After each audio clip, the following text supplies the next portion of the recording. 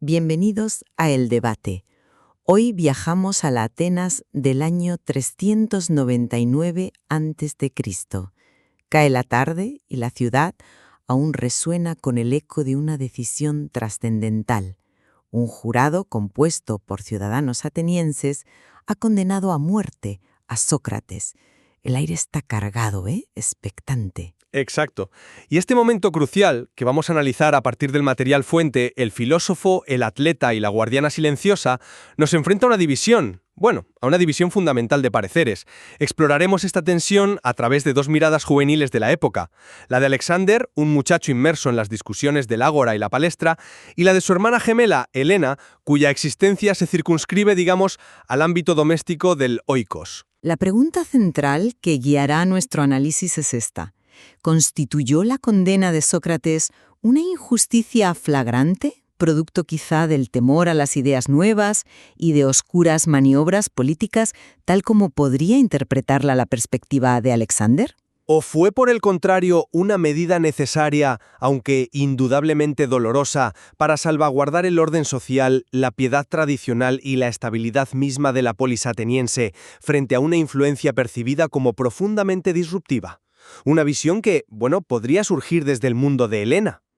Yo defenderé la postura que ve en Sócrates a una víctima de la intolerancia reinante, un mártir involuntario en la defensa de la libertad de pensamiento y expresión. Y yo, por mi parte, expondré los argumentos que priorizan la cohesión social y el respeto, digamos, irrestricto, a las leyes y tradiciones establecidas, frente al desafío radical que la figura y el método de Sócrates representaban, para la Atenas de su tiempo. Pues, si te parece, empiezo yo.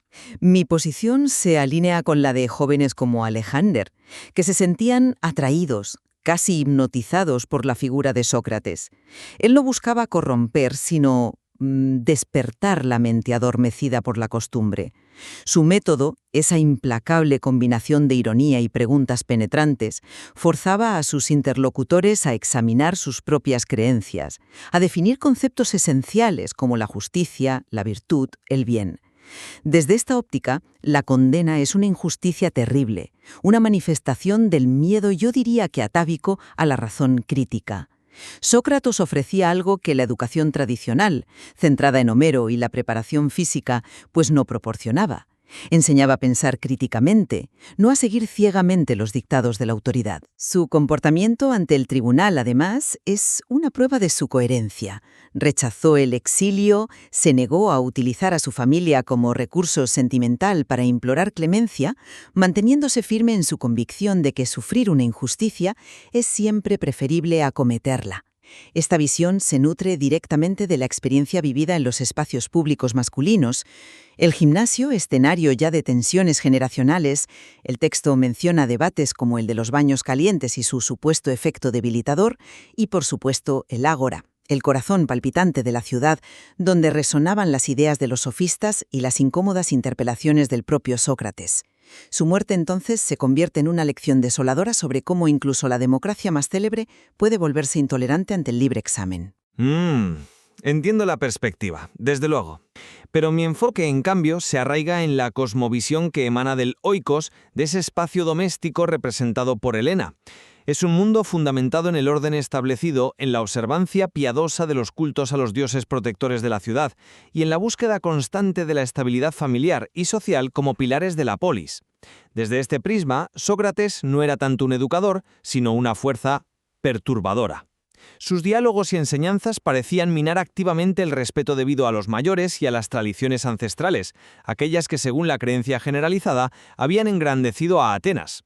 La idea de que la libertad individual de un solo hombre para cuestionarlo absolutamente todo pudiera prevalecer sobre la seguridad y la cohesión del conjunto de la polis resultaba, inconcebible, peligrosa. Su influencia se percibía no como una iluminación, sino como una amenaza directa a los mismos cimientos sobre los que se asentaba la sociedad ateniense. Y esta visión se alimenta, claro, de la realidad cotidiana de mujeres como Helena, educadas para el silencio y la labor del telar, confinadas en el hogar bajo la autoridad legal de un Quirios, su guardián masculino, ya fuera padre o esposo, sistemáticamente excluidas de la vida política y de los debates públicos. Su máxima virtud, como recordaba Pericles, era pasar desapercibida. El temor que sentían no era abstracto ni infundado, existía un miedo real a que el incesante cuestionamiento socrático terminara por disolver los lazos sociales y religiosos que mantenían unida a la comunidad, conduciendo al caos y desintegrando ese hogar que mujeres como Helena tenían la responsabilidad de preservar. Vale. Adentrémonos entonces en los puntos clave de esta divergencia. Comencemos por la acusación más grave, o al menos la más llamativa, la de corromper a la juventud. Mantengo mi postura.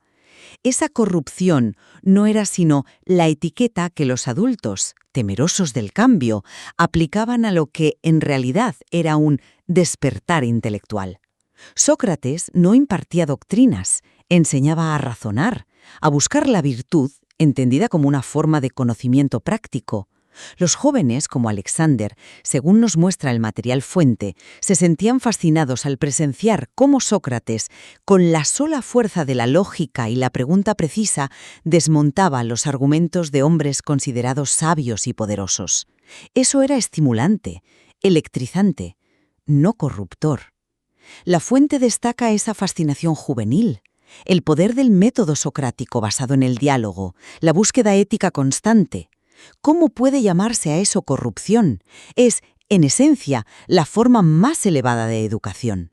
Comprendo la lógica de tu argumento, pero permíteme ofrecer la perspectiva contraria, la que podría resonar en el Oikos de Helena. Esa misma fascinación que describes, vista desde el ángulo de la preservación del orden, conducía directamente a cuestionar la autoridad paterna y las costumbres ancestrales. El propio material que analizamos alude al clima de escepticismo y cierto relativismo moral que impregnaba Atenas, impulsado en parte por los sofistas, pero que muchos ciudadanos asociaban inevitablemente también a la influencia de Sócrates. Para ellos no era un despertar, sino un veneno sutil que ponía en duda verdades consideradas fundamentales para la estabilidad social. Esa era la corrupción que se temía. El debilitamiento progresivo del respeto a las normas establecidas, a la autoridad de los mayores, a los principios que estructuraban tanto la familia como la vida cívica. Que cada joven alentado por Sócrates cuestionara la autoridad de su padre era minar directamente la autoridad del Quirios y, por extensión, amenazar la estabilidad del hogar que ella debía mantener. No era una cuestión abstracta, era una amenaza tangible a su estructura vital. Ya, pero esa visión centrada en el orden interno no corre el riesgo de ignorar la dimensión eminentemente política que tuvo el juicio. Entiendo perfectamente el argumento de la necesidad de mantener la ley y el orden, especialmente tras la traumática experiencia de la tiranía. Sin embargo, la condena fue, a mi juicio, manifiestamente injusta, en un sentido más profundo, más allá de la mera legalidad formal. Fue, en gran medida, un acto político revestido de procedimiento judicial. Los cargos oficiales, impiedad y corrupción de la juventud funcionaron como un conveniente subterfugio. El material fuente es bastante explícito al respecto. El verdadero objetivo, o al menos un objetivo subyacente muy poderoso, era atacar a Sócrates por sus relaciones pasadas, especialmente con figuras profundamente repudiadas en la Atenas democrática restaurada. Pienso en Alcibíades, el brillante pero traicionero estratega, y sobre todo en Critias, pariente de Platón, pero también el líder más sanguinario de los 30 tiranos. La amnistía decretada tras la caída de los 30 impidió una acusación política directa contra Sócrates por esas asociaciones, así que se recurrió a estos cargos de índole moral y religiosa. El juicio, por tanto, sirvió también a ese propósito político de purga simbólica en la era post-tiranía. Reconozco que la interpretación política tiene peso y es una línea de análisis habitual, pero quizás la enmarcaría de forma distinta. No podemos obviar que, en el sistema democrático ateniense, la ley emanaba directamente del demos, del pueblo soberano, representado en este caso por ese enorme jurado popular de 501 ciudadanos. El veredicto emitido, por ajustado que fuera, era, dentro de ese marco institucional y cultural, la expresión legítima de la justicia ciudadana. ¿Podía alguien, ni siquiera Sócrates, considerarse por encima de esa voluntad popular expresada a través de los mecanismos legales establecidos? Desde la perspectiva de aquellos que luchaban por consolidar la frágil democracia recién restaurada, proteger a la polis de cualquier influencia, aunque fuera indirecta, a través de la enseñanza, que pudiera asociarse remotamente con la pasada tiranía o la traición, era una prerrogativa no solo legal, sino también políticamente necesaria. No se trataba únicamente de miedo irracional, sino de una acción drástica, sin duda, destinada a salvaguardar el propio sistema democrático, frente a lo que percibían como un riesgo real. ¿No subestima a tu interpretación el sentir genuino de esa ciudadanía que componía el jurado, reduciéndolo todo a una maniobra de élites? Es una pregunta pertinente, sí. No pretendo negar que existiera un sentimiento popular adverso, hábilmente explotado por sus acusadores. Sin embargo, la propia aceptación socrática de la sentencia es profundamente paradójica y refuerza, a mi modo de ver, su compromiso con una idea de justicia superior a la ley contingente y políticamente manipulada. Su negativa a huir, opción que sabemos le fue ofrecida, no se basaba en la aceptación de la culpabilidad, sino en su principio ético fundamental. Es peor cometer una injusticia que padecerla. Escapar habría significado admitir implícitamente la legitimidad de la acusación o, peor aún, despreciar las leyes de Atenas, leyes que él, en abstracto, respetaba profundamente, como el marco necesario para la vida civilizada. Pero cambiemos al otro cargo principal, la impiedad, el asebella. Este me parece aún más difícil de sostener fácticamente. El propio material fuente señala que Sócrates participaba en los ritos públicos y mostraba respeto por las formas religiosas tradicionales, aunque su enfoque personal fuera eminentemente racional y ético. Él mismo sugirió en su defensa que su incansable búsqueda de la verdad y la virtud a través del examen constante era, en realidad, la forma más elevada de servicio a los dioses, casi una misión divina que le había sido encomendada por el oráculo de Delfos. ¿Es realmente impío cuestionar para comprender mejor, en lugar de aceptar ciegamente? Cuestionar no equivale necesariamente a negar, no. Bueno, lamento disentir de nuevo, pero debo insistir en que esa argumentación, muy propia de una mentalidad filosófica posterior, resulta difícilmente aceptable desde la perspectiva religiosa tradicional ateniense, la que probablemente compartía Helena y la mayoría silenciosa de Oikos. Introducir nuevas divinidades, el famoso daimonion socrático, o lo que era aún más grave, sembrar dudas sobre la existencia o el poder de los dioses ancestrales protectores de Atenas, era percibido no como una exploración intelectual, sino como un ataque directo a la seguridad y prosperidad colectivas. Debemos recordar que la religión cívica en Atenas no era primordialmente una cuestión de fe personal o teología abstracta, como podríamos entenderla hoy. Era un pilar fundamental del Estado, un conjunto de prácticas y creencias compartidas que garantizaban el favor divino y la cohesión social. Debilitar esa fe común, esa piedad compartida, independientemente de la intención filosófica última de Sócrates, se consideraba un acto de impiedad gravísimo y objetivamente peligroso para la supervivencia misma de la ciudad. Los cargos oficiales, como menciona explícitamente el material, eran claros al respecto, y la importancia vital de la religión estatal para la identidad y estabilidad atenienses era un hecho incontestable en la época. La sutileza filosófica que planteas probablemente escapaba o era irrelevante para la mayoría del jurado y de la población, ¿sabes? Tocas aquí un punto absolutamente crucial, que el material fuente ilustra de manera muy efectiva a través del contraste entre Alexander y Helena. La brecha insalvable de experiencia vital. Existe una diferencia fundamental en cómo percibían la realidad y, por tanto, a Sócrates. Aquellos que, como Alexander, vivían inmersos en la efervescencia intelectual y política del ágora, que participaban en las discusiones en el gimnasio, que escuchaban directamente los debates filosóficos y políticos, que sentían la fuerza corrosiva y estimulante del método socrático en acción, ellos podían comprender o intuir el valor de esa libertad de pensamiento de una forma que resultaba prácticamente inaccesible desde el confinamiento físico y mental del gineceo. La libertad de preguntar, de dudar, de desafiar las convenciones era una realidad palpable, casi física, en esos espacios predominantemente masculinos. La calle, el ágora, eran en cierto modo el aula principal para jóvenes como él. Entiendo perfectamente tu argumento sobre la diferencia radical de acceso a la esfera pública y al debate intelectual. Sin embargo, consideremos la otra cara de la moneda. La inmensa responsabilidad de mantener la estructura misma del hogar, el oikos, recaía precisamente sobre los hombros de mujeres como Helena. Desde esa posición de guardianas del espacio privado y la continuidad familiar, la estabilidad, el orden y la preservación de las normas ancestrales no eran meros conceptos abstractos o ideológicos, sino la base misma de su existencia, de su seguridad y de su identidad social. Aunque es cierto que filósofos posteriores como Platón, citado en el material, llegaron a reconocer la capacidad intelectual femenina y se mencionan casos excepcionales, casi míticos, como los de Axiotea o Lastenia, que según se cuenta se vestían de hombre para poder asistir a las lecciones filosóficas, la cruda realidad social de la Atenas clásica les negaba sistemáticamente esa voz pública. Estaban relegadas por ley y costumbre a ser esas guardianas silenciosas del hogar. Pero su silencio, impuesto desde fuera, no implicaba necesariamente falta de comprensión o de opinión sobre los peligros que ellas percibían en el cuestionamiento radical de figuras como Sócrates. Para ellas, ese desafío constante a la autoridad y la tradición amenazaba directamente el único mundo que conocían, el mundo que estaban obligadas por deber y necesidad a preservar a toda costa.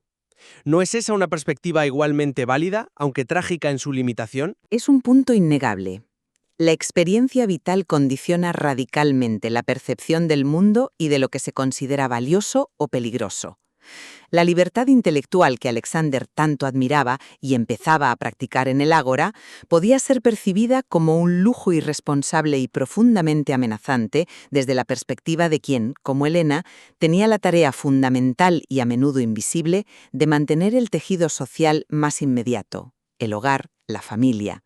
La virtud suprema de Helena, según el ideal pericleo, residía en su invisibilidad y silencio públicos, mientras que toda la educación de Alexander estaba orientada precisamente a prepararlo para actuar y destacar en esa misma esfera pública, de la que su hermana estaba excluida. Es una contradicción, dolorosa inherente a esa sociedad. Exactamente. Y es precisamente esa diferencia abismal en los roles asignados, en los espacios vividos y en las responsabilidades asumidas, lo que resulta fundamental para comprender por qué la figura de Sócrates podía generar reacciones tan visceralmente opuestas, incluso dentro de una misma familia. Para Alexander, representaba la estimulante, aunque a veces incómoda, posibilidad de interrogar al mundo y a uno mismo. Para Helena podía representar la angustiante y muy real posibilidad de que ese mundo conocido, con todas sus limitaciones, se desmoronara por completo, dejándola a ella y a su familia en el caos. Para recapitular, entonces, desde la perspectiva que encarna Alexander, la condena y ejecución de Sócrates representa una mancha imborrable en la historia de Atenas, un momento oscuro en que la democracia, traicionó sus propios ideales. Simboliza el miedo de una sociedad a enfrentarse a sí misma a través del espejo crítico de la filosofía, el silenciamiento forzoso de un hombre cuya vida entera fue una demostración práctica de búsqueda incansable de la verdad y la virtud mediante el ejercicio riguroso de la razón. Su muerte lo convirtió, casi instantáneamente, en un poderoso arquetipo de la lucha por la libertad intelectual frente a la intolerancia de la opinión mayoritaria y la conveniencia política. Por otro lado, si adoptamos la perspectiva de Helena y la primacía de la preservación del orden social y las tradiciones heredadas, la acción emprendida contra Sócrates, por extrema y trágica que nos parezca hoy, podría interpretarse como un intento desesperado, casi instintivo, de la comunidad por defender los pilares que la sustentaban: la familia, la religión cívica, la autoridad de la ley y la costumbre, ante una figura que, con o sin razón objetiva, era percibida por una parte significativa de los atenienses como una amenaza existencial para la estabilidad de la polis, máxime en un contexto de fragilidad política tras la guerra y la tiranía. Resulta evidente, ¿verdad?, que ambas visiones, tan contrapuestas, reflejan tensiones profundas y consustanciales a la Atenas de finales del siglo V a.C. El conflicto perenne entre la innovación intelectual y el peso de la tradición, entre la libertad del individuo para pensar, cuestionar y disentir, y la necesidad colectiva de cohesión, seguridad y orden. Y considerar estas perspectivas opuestas, encarnadas en las experiencias vitales tan dispares como las del ágora y el telar que nos presenta el material fuente, nos permite justamente apreciar la enorme complejidad de aquel momento histórico y el legado inevitablemente ambiguo y polémico de Sócrates. El material que hemos analizado, de hecho, sugiere que hay aún más matices por explorar sobre estas vidas y sobre las fuerzas culturales, sociales y políticas que colisionaron en aquella Atenas. La tragedia no reside solo en la muerte de Sócrates, sino quizás también en esa estructura social que generaba visiones del mundo tan irreconciliables, basadas en gran medida en la proximidad o lejanía del poder y la vida pública. Una reflexión sobre estas tensiones fundamentales entre el cuestionamiento y la estabilidad, entre la voz individual y la norma colectiva, entre la apertura y el miedo al cambio, que casi 2000 milenios y medio después sigue siendo profundamente relevante para nuestras propias sociedades.